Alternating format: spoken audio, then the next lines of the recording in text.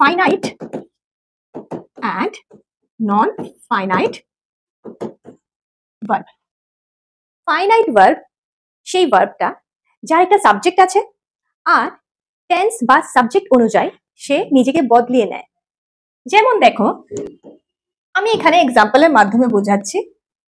I want to go home. Ria wants to go home. They want to go home. তো এখানে verb কোনটা আমরা দেখতে পাচ্ছি? এইটা ভার্ব, এইটাও ভার্ব। এখানে এই যে এটা, এখানে এই আর এই। ওয়ান্ট যেটা এসছে এটা কিন্তু চেঞ্জ হয়ে যাচ্ছে অ্যাকর্ডিং টু সাবজেক্ট। যেমন আই এর সাথে যখন আসলো ওয়ান্টটা ওয়ান্ট থাকলো, কিন্তু থার্ড পারসন রিয়ার সঙ্গে যখন আসলো এটা এস হয়ে গেল, লেগে ওয়ান্টস হয়ে গেল। আবার দে এর সঙ্গে যখন আসলো এটা আবার ওয়ান্ট হয়ে গেল। এখানে যেটা টু গো এটা কিন্তু চেঞ্জ হলো না। দ্যাট মিনস ফাইনাইট ভার্ব আমরা কাকে বলে থাকি?